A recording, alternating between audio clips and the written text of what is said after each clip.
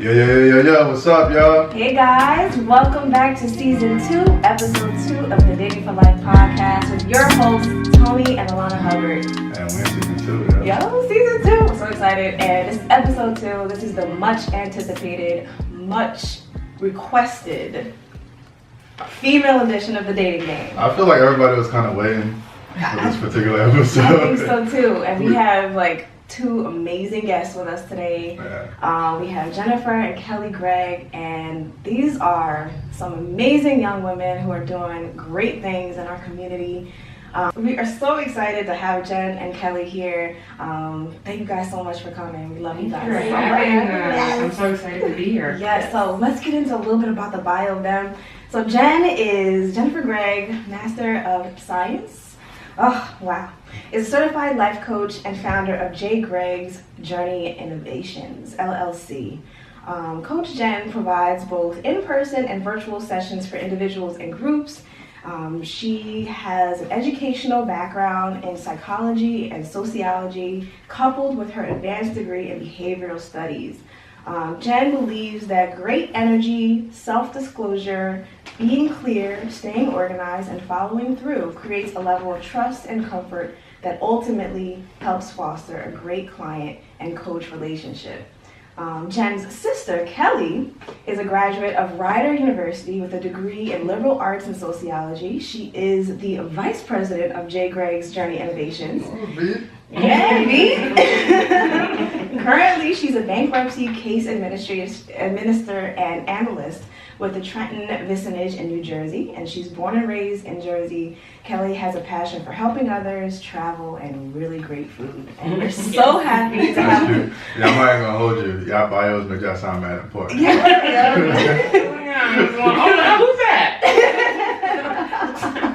Tony, don't start. Yeah. I'm gonna do my best behavior. I'm trying. So I was listening to the bio No, you're not gonna say nothing? Okay, well, we're so excited to have you guys on the show. Thank you for having us. Of course. And as normal, we like to get into our current events or, highlight of the day or week. Yeah, what's your highlight of the week? Why me? Why I gotta go first? What's your highlight of the week? Damn. Yo, this week was kind of dope.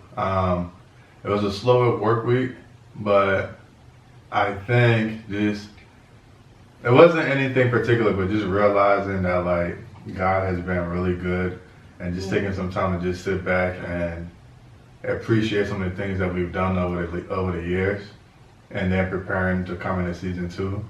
I definitely think it was the highlight of my week. Yeah. It was a long but very dope week of just reflection. Awesome. I think for me, kind of going along the same lines of, I just feel like God, I'm on a path that God is continuously affirming. Nice. So I'm gonna leave it there. I could go into more detail, but it feels good to just feel like I'm on the right path, and God's definitely dropping little gems in my path to let me know that I'm exactly where I need to be. Yeah. What about you guys, Jen, Kellye? So, I do want to say it's kind of cool. Quick little story. Like last season, obviously I was one of your biggest fans and supporters, but I was like, I'm gonna be on that show one day. And the power of manifestation is so real. That's amazing, And we've never had this conversation. Like this is my first time saying this, right? So That's crazy. Thanks again for having me. I'm so happy to be here. I love podcasting. I just don't necessarily want to do my own right now. So I love like being a guest on other people's podcasts. It takes like the work out of it, whatever. But I'm so proud of you guys, and I'm so happy to be here. My highlight would be yesterday. I had it's part 2 of a toxic panel relationship event, and my panelists are incredible. Shout out to my panelists. And just when I first got this vision to do this, and just like carrying out God's vision, like there's obviously times where people tell me no when I'm looking for event spaces or whatever, and just pursuing and pushing through and listening to your inner voice. And then yesterday getting text messages about how it blessed so many people, especially men. Like it just literally is like you were saying, how God shows you like this is the path you're supposed to be on. And I get nothing like monetary out of this. It's all like I'm just helping people heal from these toxic and we all have it. Wounds, things we grow up with, relationships we've been in, romantic and otherwise. So yesterday was magical. That's dope, man. That's really dope. Kellye? Jeez, I mean, you should let me go first. Sorry to follow that. So last week was a little tough, dealing with some personal, like, family stuff.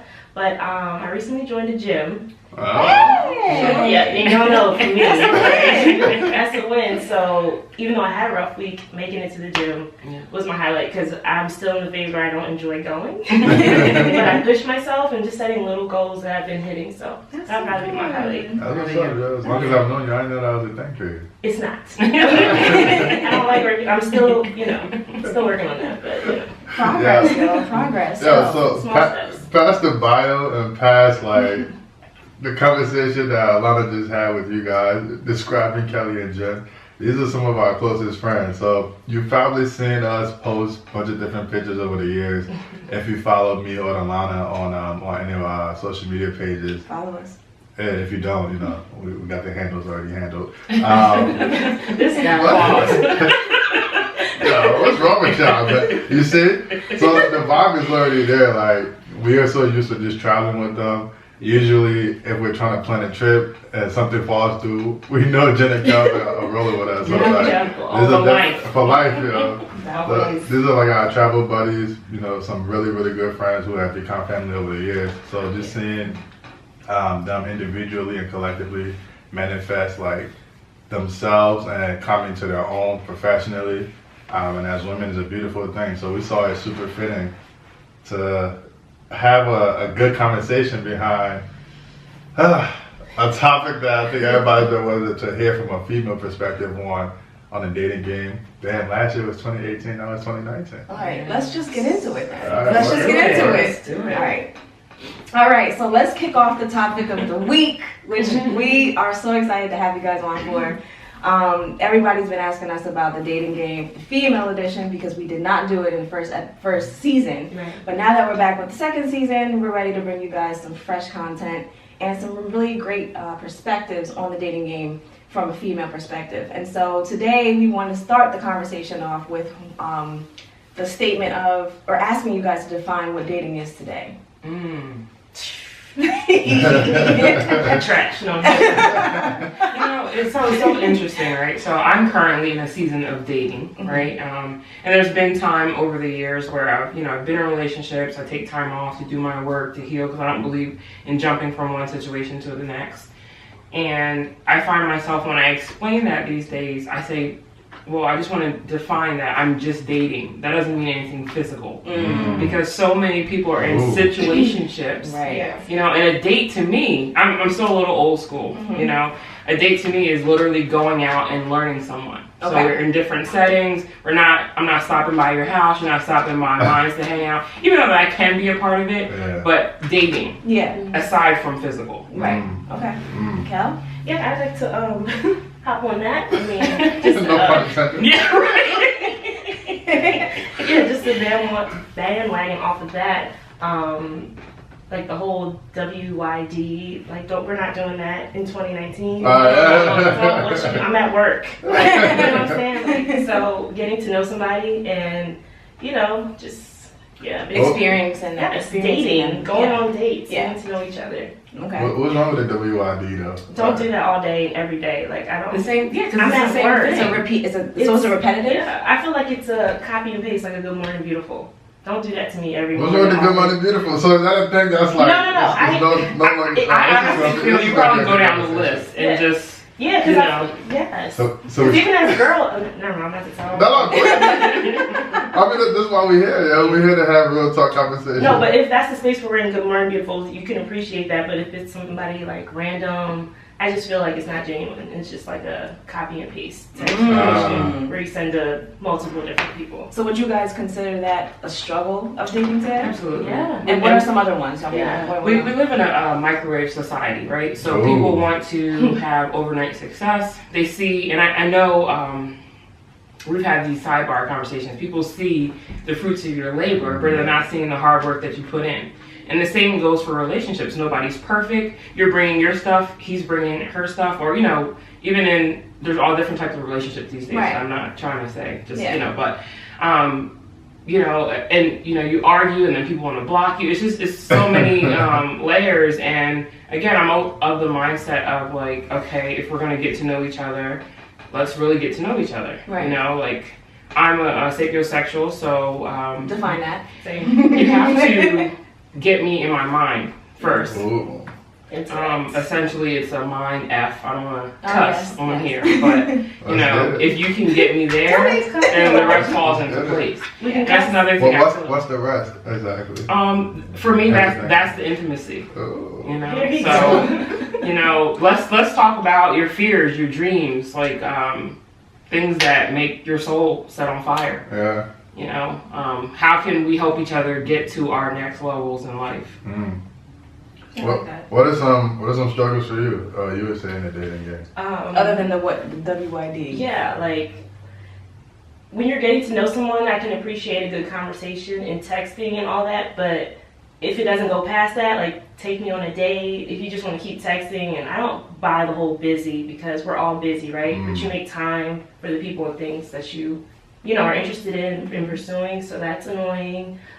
People not being single, or like, do you have a girlfriend, a wife? Yeah, like anything a kid else? on the way. People are very, like you So find you out feel like these people are things. very ambiguous about Yeah. like their situation. Oh, it's complicated. Well, let's talk about it. What does that mean? And you know, I've learned to not even put time and energy into certain things. Just wish them well on their way, because you get caught up, and people will do what you allow them to do. There was something else I was going to share about a struggle in dating. Oh, I get what's wrong with you a lot. Why You are you seem too single? perfect. What? So that's annoying. actually a question I definitely want to discuss, right?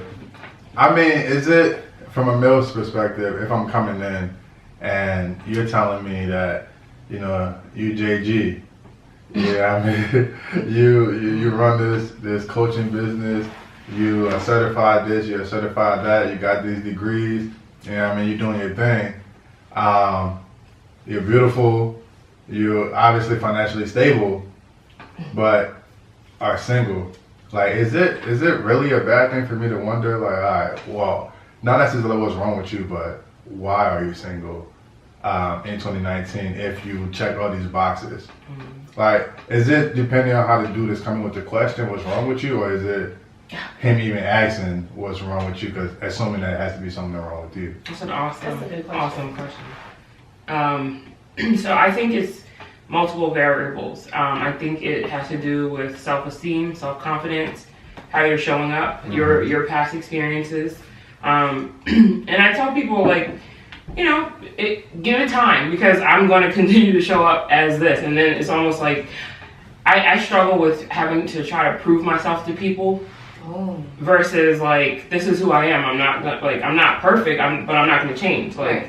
And what are you used to? Right. Because you're literally waiting for me to fall off, essentially. Like, but this is who I am. Right. You know. That's So what is it in you that is not able to receive all of me? Oh, no pun intended. Are we gonna do this the entire show? I'm just saying. And that's just as humbly as I can say, but as confidently, because I've done my work and I'm continuing to do my work. So I'm not going to dull my shine to make you feel Better about your situation. Interesting. So what would you say, like, how does career and career aspirations play a role in dating for you guys? Is it important? What would you say? Like before you answer this question, Kelly, like, especially for you, because I really want to know. Yeah. Like, I've known you for well over a decade now. Yeah. And I just found out recently that you dated some popular person a couple of years ago, and I never knew about this, or a football player or whatever. Oh, wait, so you telling all my I'm just saying. I'm just trying to figure out. Cut. So, like, in a situation like that, Yeah. does your career or the person's career matter in a situation like that? And if it does or if it doesn't, how do you put yourself in a space to be prepared to kind of like actually just date and not look for a serious situation? Oof. So we're going back to him, huh? Okay. No, I mean him It specifically, doesn't have just to in be him general. specifically. You could take it generally. Like, so, okay, I'm the type of girl where not specifically looking for a certain title or salary or whatever.